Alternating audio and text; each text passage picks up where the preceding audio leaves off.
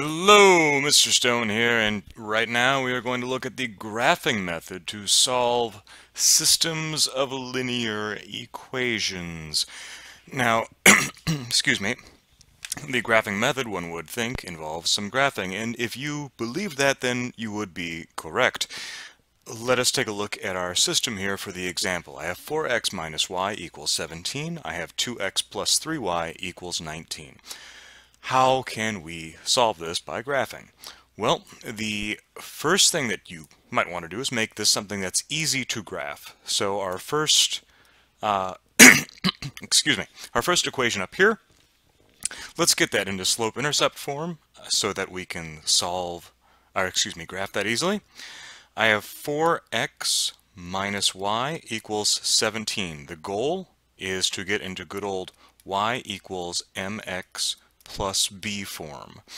So I need to isolate the y. Rather easily done. I've got the 4x there with the y. I can subtract 4x from both sides. So that leaves me with negative y equals negative 4x plus 17. I need to have a positive y though on the left, so I need to multiply both sides by negative 1. Remember that when you are doing multiplication, you need to multiply the entire side, not just one term. So everything over here on the right will become negative when that is distributed. The negative y becomes positive y, and the negative 1 distributes to the minus 4x, that makes it 4x. Negative 1 distributes to the 17, makes it minus 17. There we go. There is one of what we are looking for. Let us go back up and grab the other equation, this guy right here. 2x plus 3y equals 19. 2x plus 3y equals 19. This one gets a little bit more complex, but not terribly so. Again, isolate your y. Get rid of the x. That leaves me with 3y is equal to negative 2x plus 19. I want to get rid of the 3. Excuse me, I'm sorry, I've got a little bit of a hoarse throat right now. I want to get rid of the 3 so I can multiply by the reciprocal. That will make both of these 1/3 times 3 equal to 1 because 3 over 3 is equal to 1. Again, I have to multiply the entire right side by that 1/3 as well.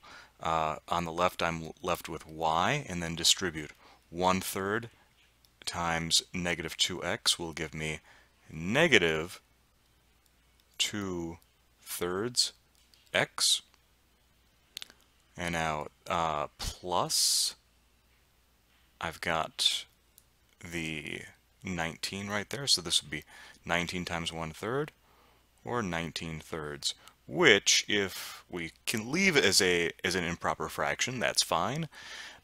If we wanted to make it a mixed number, we would be looking at something like 6 1/3, but hey, I like improper fractions because they are easier to work with. Mixed numbers tend to make things more complicated, but hey, if you are going to graph this, you're going to need to know that you're going to have a y-intercept here of about 6 1/3. Good to have for your knowledge. So there we go. I've got y equals negative 2/3 x, and y equals, plus 19 over 3, and y equals 4x minus 17. You can graph this on paper. Right now, what we are going to do is we are going to graph this via the aid of a graphing program called GeoGebra. This is free. I strongly encourage you to get this program onto whatever tablet or phone that you may happen to have. For our purposes, yes, we want to be able to graph this as so. All right. So y equals 4x minus 17. Y equals negative 4x minus 17.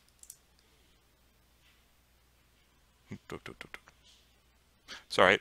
That shouldn't have been negative, should it? Let me fix that.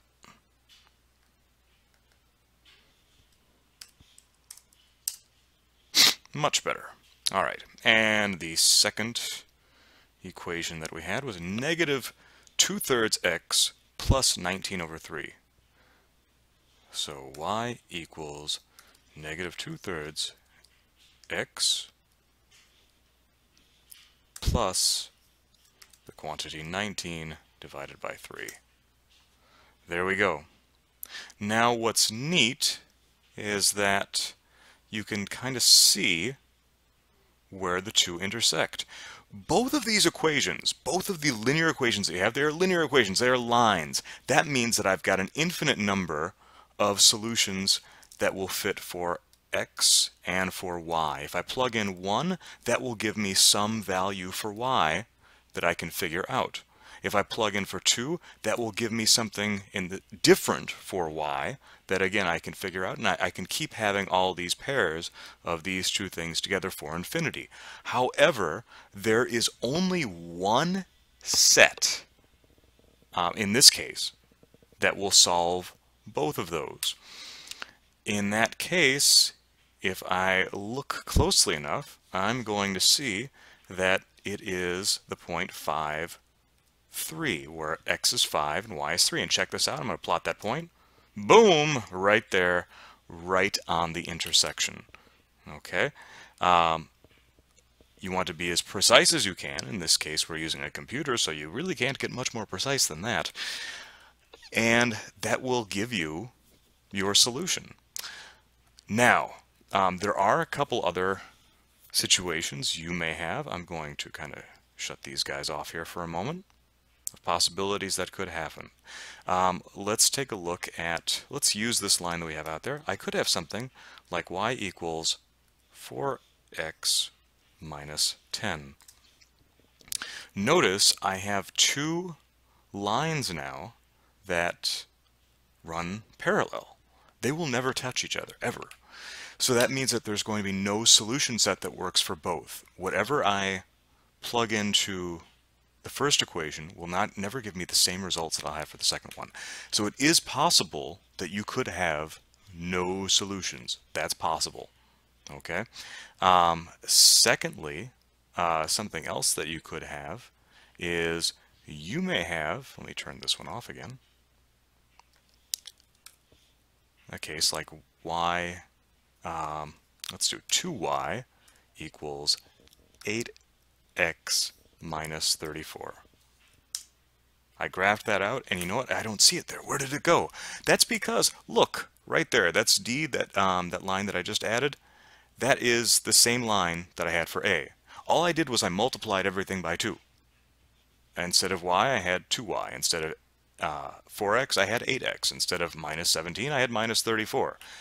It is possible that sometimes you will see two systems that overlap, and they basically are the same thing, just multiplied by some constant on both sides, so that they are even with each other.